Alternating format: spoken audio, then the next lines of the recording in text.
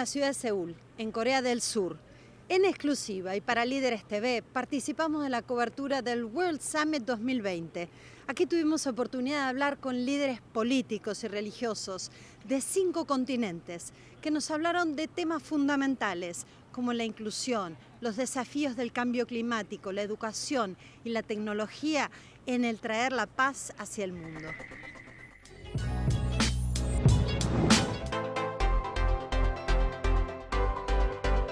Desde el primer momento de la mañana hasta el último gustito de la noche. Arcor, alimentando cada momento del día.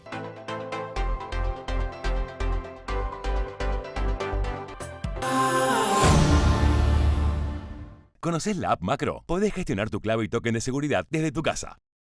Conoce más en macro.com.ar o consultale a M, tu asistente virtual. Macro, cerca siempre.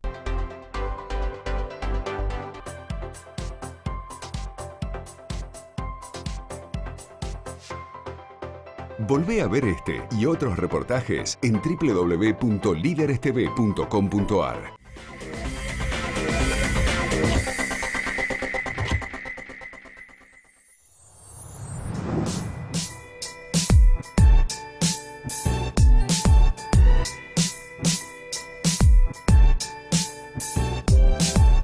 Se ha reunido acá en Seúl una delegación de más de 2.500 personas por el World Summit por la Paz 2020.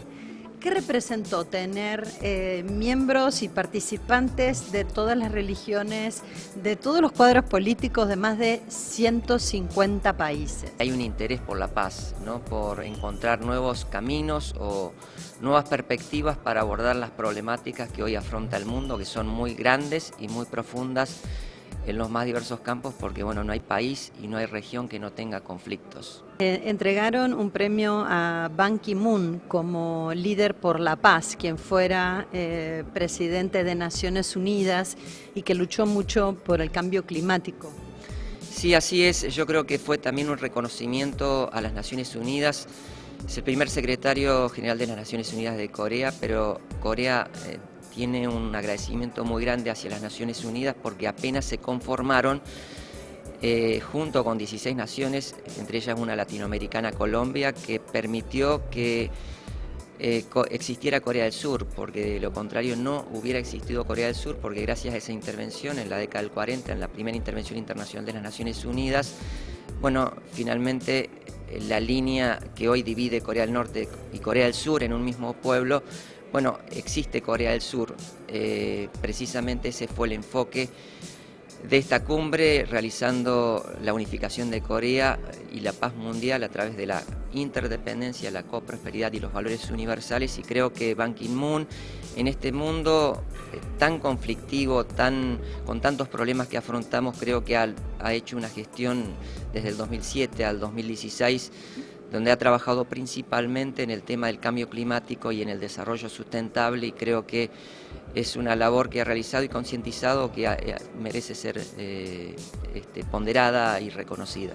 ¿Qué es la UPF y cómo opera en el mundo y cuál es tu creencia? La UPF es una organización internacional interreligiosa con un reconocimiento ECOSOC en las Naciones Unidas. Es una organización relativamente joven, cumple 15 años este año. Está en la adolescencia, pero su enfoque y su trabajo está enraizado en valores profundos que viene realizando el fundador hace muchas décadas para lograr la paz en el mundo, que debería empezar en uno y después extenderse a los demás hasta llegar a llevar una vida más amigable con nuestro entorno natural, con lo que Francisco llama nuestra casa común. No es una creencia, es una convicción que uno tiene al vivir en este mundo tan conflictivo y con tantos dramas, que parece que no es posible que las cosas cambien, y sin lugar a dudas que la paz es un desafío y la paz es un acuerdo con el otro. Quisiera preguntarle, ¿cuál es el impacto que tiene el cambio climático en la paz mundial?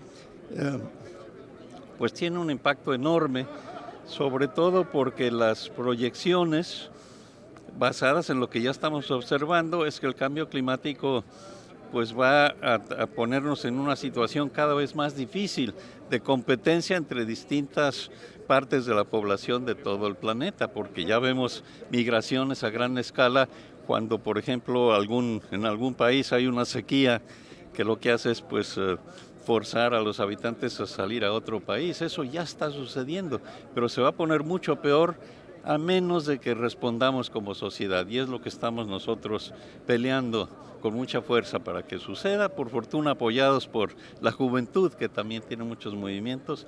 Esperemos que entre todos sí podamos pues evitar cambios enormes que serían pues fatales para la paz mundial. Lo que hemos visto a partir de las COP que se han realizado, incluso el Acuerdo de París, Sí. es que los principales jugadores a nivel mundial, como lo son Estados Unidos y China, no adhieren a un protocolo necesario para bajar la temperatura o mantenerla por debajo de los 2 grados, Sí, ¿no? efectivamente, pero aquí sí aclaro, China por fortuna está respondiendo, aunque todavía es el país que más emite, pero sí también se pudo acoplar el problema de calidad de aire con el de cambio climático. Entonces China ya dejó de producir tanto dióxido de carbono, que es lo que está afectando el clima sobre todo, porque ya no están construyendo tantas plantas de carbón. Entonces China ya es una parte de la solución. En cambio en Estados Unidos el presidente Trump es parte del problema. Por fortuna en Estados Unidos estamos trabajando con estados como California, como Massachusetts y varios otros, y con muchas empresas. Entonces, a pesar del presidente Trump, estamos adelantando, pero evidentemente el que el presidente del país más potente del planeta no acepte el cambio climático es una aberración enorme, absoluta. Eso esperemos que cambie a corto plazo. Dos temas fundamentales tienen que ver con cómo se financia la inversión que hay que realizar en la infraestructura de la economía en general y de qué manera se le da fuerza de ley, porque sin penalidad y sin fuerza de ley es casi impensable que esa transformación económica necesaria se realice. Exacto. Bueno, esto se puede hacer con la colaboración de las Naciones Unidas, porque los países tienen compromisos. Ya está hecho con el Acuerdo de París. Lo que pasa es que hay que reforzarlo. Entonces, todos los países que firmaron el Acuerdo de París, que son la mayoría, ya se comprometieron a reducir sus emisiones. Pero aquí hay que aclarar el costo. ¿Cómo hacerlo con el costo? Bueno, hay un fondo internacional que puede ayudar a los países en desarrollo, los países que no tienen muchos recursos, a hacer ese cambio. Pero lo importante es que los países con recursos lo hagan. Pero el otro punto importantísimo es que sale mucho más caro no tomar estas medidas. Ya lo estamos viendo. Algunos países están hasta desapareciendo. Entonces, pues, a ellos les cuesta muchísimo más. Entonces, es una manera de ahorrar recursos. Y eso, pues, hay que convencer a toda la sociedad de que nos conviene hacerlo. I would like to know, what is the role of diplomacy in the peace of the world? Well, I think we need a lot more diplomacy if we're going to achieve peace, because we're going to have to achieve it through diplomatic means. And to achieve something diplomatically, we need more diplomats. So I certainly spend a lot of time with our students in that regard. Can you specify which, on your point of view, would be the main causes that create focus of war? Well, I think sometimes countries try to achieve things on their own without asking others, and I think there needs to be much more listening, and I think too often people are just talking and not doing enough listening, and when they do more listening, they will understand that some of these objectives are not attainable.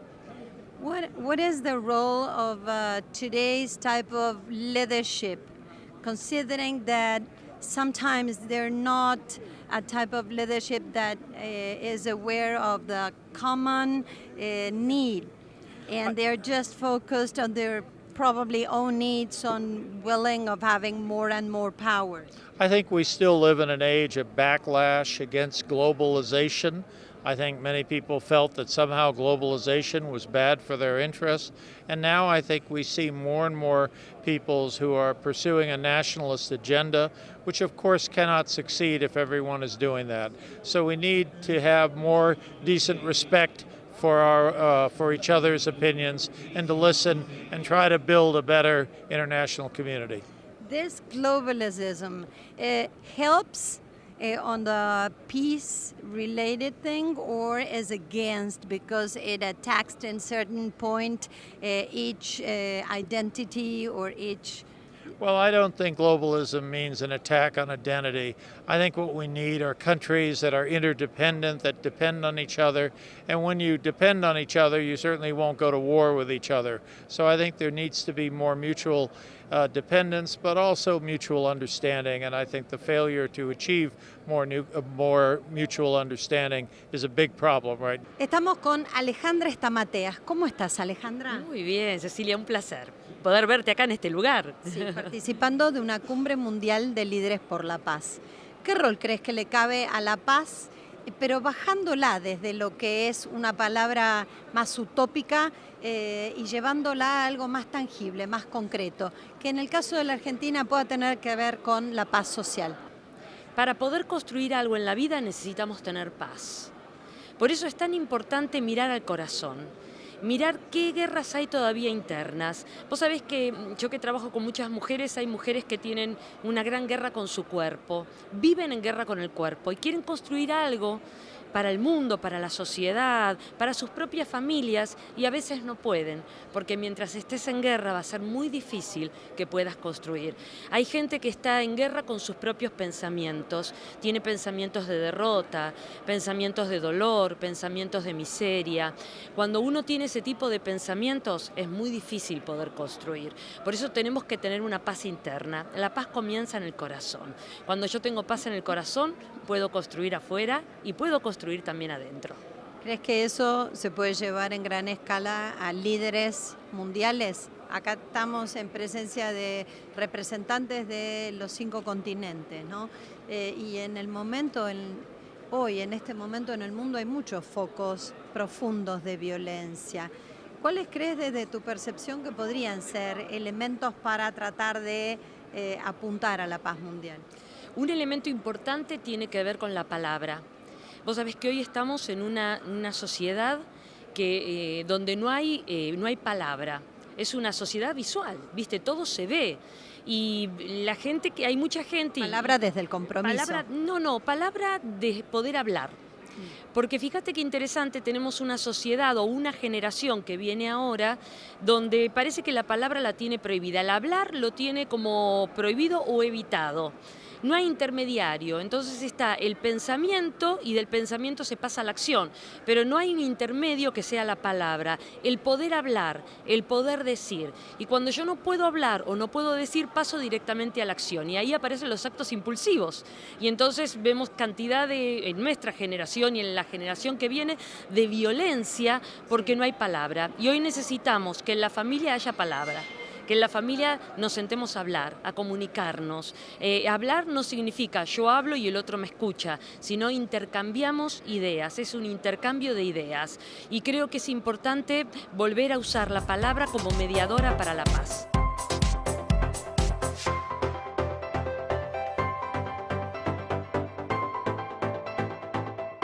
Estamos con Patricia Pitaluga, que es comunicadora y a su vez responsable de una asociación que se llama Acercando Naciones. ¿Cómo estás, Patricia? Muy bien, Ceci. Feliz de estar en Seúl, en Corea nuevamente. ¿Qué rol le cabe a un evento que reúne más de 2.000 personas, 500 periodistas, en pos de darse ese tiempo para debatir los ejes principales que tienen que ver con la paz en el mundo? No se puede esperar.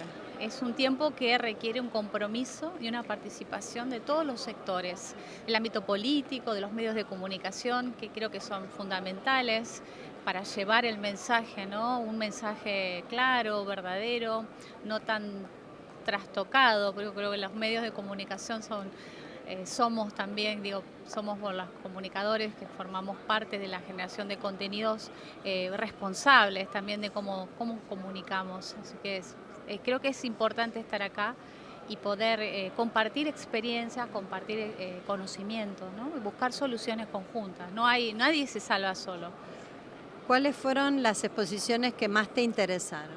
Mira, hasta ahora estuve escuchando la de expresidentes y algunos científicos, pero me parece que la que me llamó bastante la atención fue la del expresidente de Kiribati, donde habló de su trabajo con los jóvenes y una apuesta consciente acerca del cambio climático, del cuidado del medio ambiente.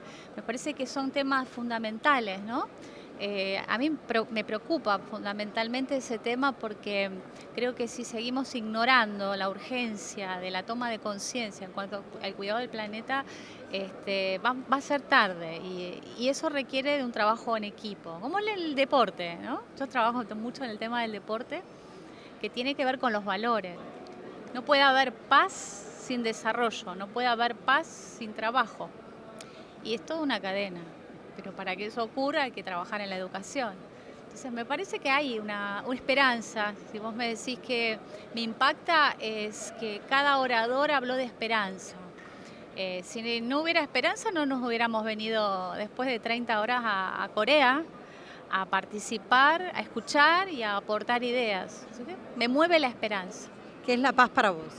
Eso, justamente. La paz para mí es una lucha contra la ignorancia. O sea, a mí me deja en paz poder acercar. Por eso la misión de nuestra organización es compartir, acercar el conocimiento. Yo creo que la clave es que nos podamos acercar para dialogar. Cuando vos te acercás y dialogás, te das cuenta que no hay mucha diferencia entre un nigeriano, un francés, un portugués, alguien flaco, pequeño, gordo, negro, de otros colores. O sea, somos todos iguales. Puede haber formas distintas en la manera de orar, rezar, conectarte con el Creador.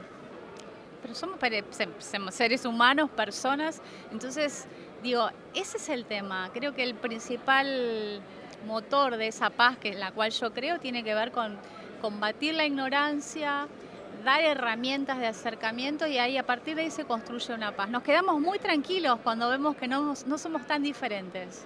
Gracias. Gracias a vos.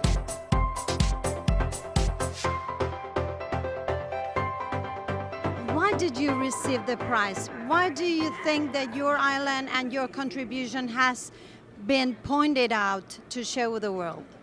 Okay, yes, I did receive the prize, the Sanak Peace Prize in 2015. Why I was selected, I don't know the reasons behind it, but the work that I've been doing has been advocacy on against the impacts of climate change. What is happening with the causes of climate change, some proposed remedies, what we need to do as a global community, what it means for countries, for people in my country who are very, very vulnerable to the impacts of climate change. Your island, you were at that time president of this island in the Pacific area that has been undergoing a terrific flooding due to the climate change. Is that right? I was president of my country from 2003 to 2016, and I think climate change had been happening. All I did was read the reports of the Intergovernmental Panel on Climate Change, in addition to other reports from other institutions. And what it meant for people like us was that we have a serious problem to face in the future, that our future is under serious threat, our survival is not assured. How can we fight climate change, considering that the main and most important nations not always consider that as a key factor in their policies? I think we need to continue to communicate to these countries. We need to be able to reach their leadership. I understand that leadership is not an easy process, but I also need to understand that we need to be human in our approach to life. In our approach to leadership, we need to be more human rather than simple instruments of the large corporations. I think we've got to care about people. Climate change is not a national issue, it's a global issue.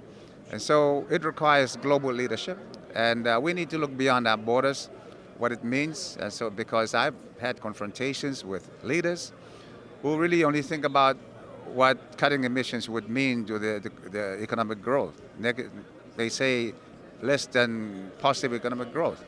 But for us, countries like mine, it's about the survival of our future. It's about our next generation, my grandchildren. Will they have a future? These are the questions that we ask ourselves, and these are the questions that we need those people in corporations who are causing this, people, leaders in countries who continue to support this, to ask that same question. Estamos con Dr. Gutka de la India, quien fuera premio el año pasado con una contribución extraordinaria por la paz mundial para mitigar el hambre en la India. I would like to know, how did you come up with such an extraordinary idea about helping people in India and teaching them how to contribute with cultivating fish, and that could be such a huge contribution to mitigate hunger? See, in spite of so much technical and developments that have taken place in the world, still we see poverty, hunger and malnutrition all over the world, especially in the developing countries. I come from a developing country, India, and I have been working in 22 countries in Asia and Africa. When I go to the rural areas, I see poverty so much there, and people doesn't have even enough to have one meal a day. Leave aside the 2 or 3 meals a day in the developed countries that we have. So we are looking at how to improve their nutrition, how to increase their household income. So we were looking at, because these are small farmers who doesn't have the capital to invest in doing large farming. So we developed techniques, small scale techniques, which doesn't involve much of inputs or investment, through which they can produce fish and which they can consume in the households. By that they can improve their nutrition. At the same time, they can sell those fish in the market and get some cash income. In fact, that we started with a small population in Bangladesh, India and other countries. Then when we saw that they are able to really make a difference in their livelihoods, in their nutrition and overall family welfare, many people came forward, especially not large number of non-governmental organizations. They wanted to take this technology to all over these places in that country. The another thing that we look at in some of the developing countries, the earning member in the family is one, the man, the husband. So who has to feed his wife, and in some of the developing countries, there are 4 to 5 children in the family. So one man's earning as a laborer or as a small enterpriser, he has to feed 6 people, which is very difficult to do that. So because the woman was not bringing any cash income, she is treated as, the husband says, my wife does not work. She does all sorts of work in taking care of the household, taking care of the family and all those things, but still she is told as she doesn't work because she doesn't bring a cash income. So we thought we could motivate this woman, rural woman, and educate them and train them in fish farming, and they can add welcome to that. And do you think this particular technique could be exported worldwide? In fact, it is being practiced in many countries in the developing countries, both in Asia and Africa, already being done. Yeah. So it is giving an empowerment to the woman because she has become an earning member in the family. So she has a voice in the family and she has recognition in the community. Fighting hunger is a way of helping the world peace, right? Yes, right. You can't teach peace to a hungry man unless he fills his stomach. You can't talk of any peace or anything like. So the first is having enough food to survive. Then he can think of the peace. What is your message to the world? Be merciful, take care of the developing country people, and see how they can prosper and become a true citizen of the world. Thank you. Thank you. I'm honored.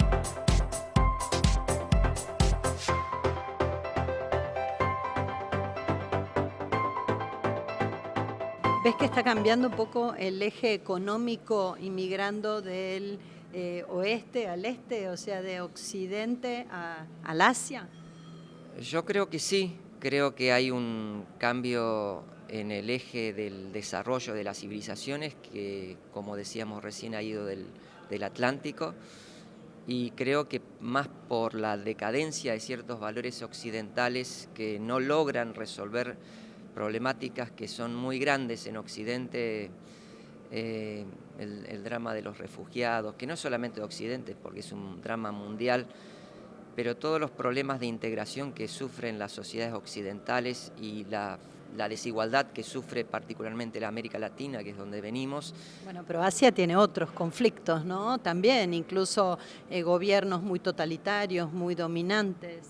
Sin lugar a dudas, como decíamos al principio, cada país tiene sus dramas y sus problemas y cada región sin lugar a dudas también los tiene, pero creo que Oriente tiene la sabiduría milenaria de las tradiciones espirituales, que es precisamente es un valor agregado que tiene Oriente. De hecho, todas las grandes tradiciones espirituales han surgido o en Medio Oriente o en Oriente, y es precisamente esa esencia espiritual que nos aúna y que nos identifica y que nos puede llegar a encontrar como una misma humanidad, como hermanos, como familia. Es como hemos llegado a un punto de la sociedad y del desarrollo de la civilización actual en que necesitamos reconectarnos con esa esencia espiritual y necesitamos también reencontrarnos con un valor central de esa esencia espiritual que vale la pena empezar a mencionar, si bien no resulta académico, no es un tema que esté en los medios, porque en los medios más bien se abordan temas que tienen que ver con los conflictos o la economía. La actualidad más inmediata, lo que es noticia, ¿no? Exactamente, y tiene que ver con el valor central que estábamos hablando, tiene que ver con el afecto, ¿no? Con el reencuentro en el afecto, en la familia. Ese es el valor central que se promueve también a través de estas cumbres, que es algo que se ha perdido precisamente en Occidente, donde ha primado el individualismo, el consumismo, el materialismo, y lo que necesitamos en este tiempo es restablecer los vínculos, y los vínculos empiezan en el núcleo básico de esa primera sociedad que todas las religiones han valorado como una institución divina sobre la cual se puede proyectar una red social que pueda contener a tantos desvalidos que quedan presos de la delincuencia y de las tecnologías, que son también otras formas de control, y también de brindarle una posibilidad de integrarse a esta sociedad que es compleja, que es difícil, que tiene sus amenazas, sus riesgos, porque como decíamos al principio, hay drogas en nuestra sociedad, hay delincuencia, y los que más propensos están son aquellos que no tienen vínculos sólidos.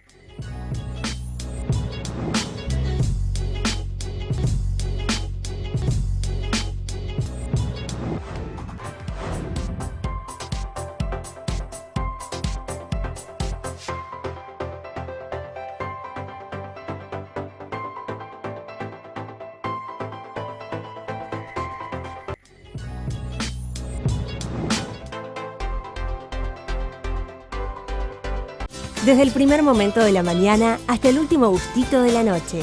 Arcor, alimentando cada momento del día.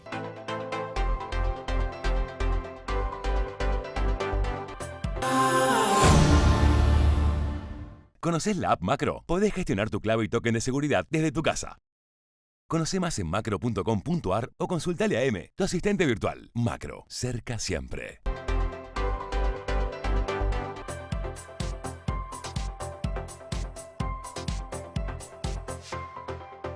Volvé a ver este y otros reportajes en www.liderstv.com.ar.